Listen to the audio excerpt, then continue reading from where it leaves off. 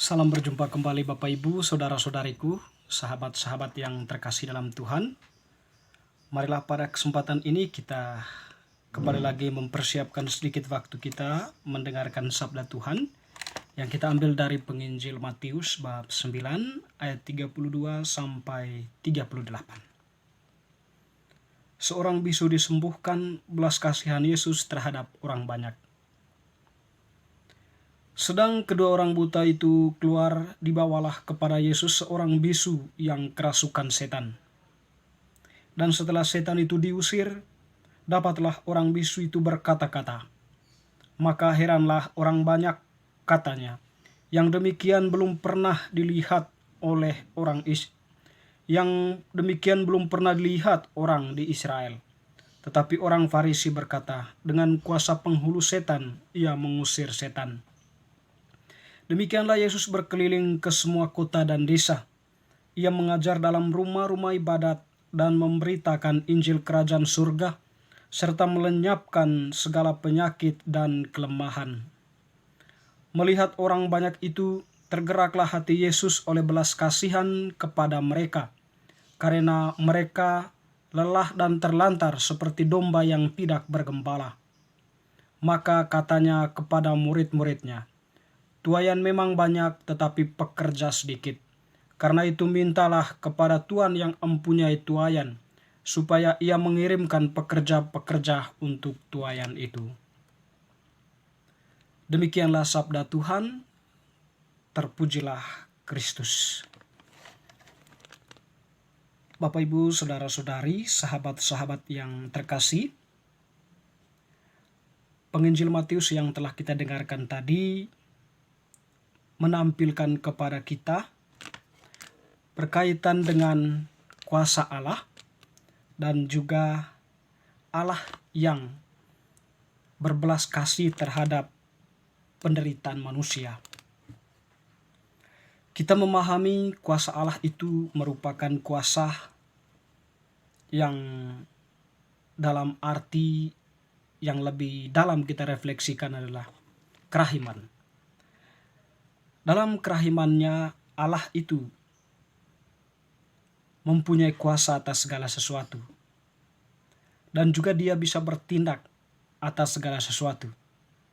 Dia mampu mengalahkan segala sesuatu. Atau singkat kata kita mengatakan Allah itu berkuasa atas segalanya. Pada kesempatan yang telah kita dengarkan tadi berkaitan dengan penginjil Matius, Tuhan menyembuhkan seorang yang bisu. Jadi kebisuan orang tersebut, kalau kita melihat bacaan tadi, disebabkan oleh kerasukan setan. Ya. Karena dia kerasukan setan, maka orang itu menjadi bisu. Atau orang itu tidak bisa berkata-kata. Di dalam kuasa Yesus, Yesus mampu mengusir roh jahat itu, atau dia mampu mengalahkan setan itu, sehingga orang bisu itu mengalami kesembuhan di mana dia bisa berkata-kata. Namun di tengah Allah yang bertindak di dalam belas kasihannya itu, senantiasa ada orang yang tidak setuju atau menjadi kontra dari tindakan Yesus itu ya. Mereka mengatakan bahwa dengan kuasa penghulu setan ia mengusir setan. Penghulu setan tentu dalam hal ini adalah sahabatnya setan ya. Dalam penginjil yang lain, Yesus menjawab pernyataan mereka itu ya. Kalau setan mengusir setan, tentu runtuhlah kerajaan setan itu. Tetapi karena kuasa Allah yang maha tinggi, maka setan itu bisa dikalahkan. Atau setan itu bisa diusir oleh kuasa Allah. Dengan demikian, pernyataan orang Farisi ataupun sejenisnya itu hanyalah sebuah pernyataan tanpa ada sebuah pola pikir religius di dalamnya. Tetapi sebuah pernyataan yang didasari oleh kepentingan atau yang didasari oleh tidak suka terhadap Yesus. Jadi ya, pernyataan mereka itu bukan pernyataan yang lahir dari sebuah refleksi juga, tetapi pernyataan yang dimotivasi oleh kebencian, ya, ketidaksukaan terhadap Yesus. Teman-teman, saudara-saudari yang terkasih, tentu kalau kita merefleksikan lebih jauh ya, bahwa Tuhan menunjukkan kuasanya itu tentu di latar belakang atau tentu didasari oleh belas kasihannya sendiri. Kalau kita berbicara tentang belas kasihan Allah, kita berbicara tentang inkarnasi dan peristiwa salib. Allah menjadi manusia, tentu itu merupakan peristiwa salib awal bagi Allah. Karena dia harus turun dari tahta kemuliaannya, masuk ke dalam rahim yang kecil, sempit, dan menjadi manusia biasa. Dalam perjalanan waktu, dia dihina, ya, atau dia tidak diterima oleh sebagian orang. Dan pada akhirnya dia benar-benar mengalami salib itu ketika dia memikul salib dan menderita serta wafat di salib. Kita tentu melihat semua itu adalah suatu bentuk belas kasihan Allah yang total terhadap manusia. Dan pada hari ini kita mendengarkan atau Allah yang berbelas kasih kepada banyak orang. Jadi mereka itu dalam keadaan lemah, dalam keadaan menderita, dalam keadaan terlantar, ya, sehingga Tuhan itu menaruh belas kasihan, tergerak hatinya oleh belas kasihan.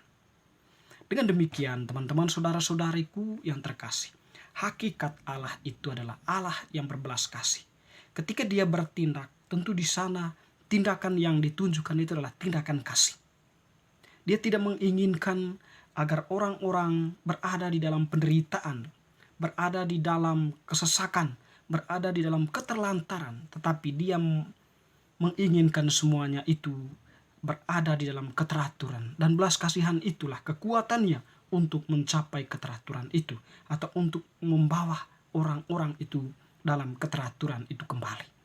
Dan oleh karena itu Yesus mengatakan kepada para muridnya, tuaian memang banyak tetapi pekerja sedikit. Artinya di sini bahwa begitu banyak orang yang menderita, begitu banyak orang yang membutuhkan penghiburan, begitu banyak orang yang membutuhkan perlindungan, begitu banyak orang yang membutuhkan belas kasihan kita. Sanggupkah kita untuk hadir di sana? Ada begitu banyak orang yang tidak mampu menjawabnya, sehingga mereka tidak berani masuk langsung ke dalam. Sehingga Tuhan mengatakan bahwa tuaian memang banyak tetapi pekerja sedikit. Karena tadi masuk ke dalam situasi seperti itu bagi kita manusia biasa sangat susah dan sulit, membutuhkan keberanian yang dalam. Bapak, Ibu, saudara-saudari, bacaan hari ini sebenarnya mengajak kita untuk tampil juga seperti Tuhan. Secara khusus kita yang telah dibaptis, ya, kita menaruh belas kasihan kepada orang-orang yang menderita. Hadir sebagai penghibur bagi mereka yang berada dalam kesesakan. Hadir sebagai penyemangat di dalam situasi sesama kita yang lemah, yang tak mempunyai harapan lagi. Dan juga kita hadir di situ bersama-sama untuk menentang kejahatan, untuk menentang kebisuan diri kita sendiri, untuk mewartakan kerajaan Allah. Tentu semuanya itu tidak mudah. Kita membutuhkan waktu untuk berefleksi, discernment diri, untuk bisa sampai kepada tindakan nyata dari apa yang sudah ditunjukkan oleh Tuhan ini.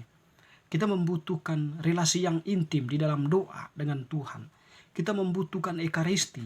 Kita membutuhkan pendalaman-pendalaman iman. Sehingga semuanya itu menjadi kekuatan bagi kita untuk berjalan maju mencapai apa yang menjadi kehendak Allah.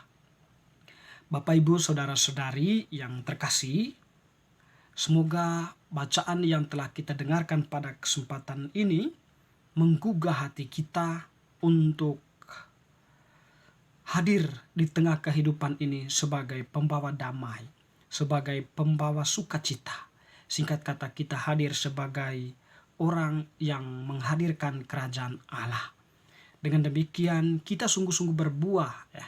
Melalui sakramen baptis kita sungguh berbuah, bermakna bagi orang lain, berguna bagi diri sendiri, dan semuanya itu terarah pada kemuliaan Allah. Allah pun dapat berkuasa dalam kebenarannya di tengah dunia kita ini, sehingga yang ada adalah sukacita, hidup berdampingan dalam persaudaraan, perdamaian, tanpa perang, tanpa hal-hal lain yang menyimpang dari kehendak Allah. Semoga. Amin.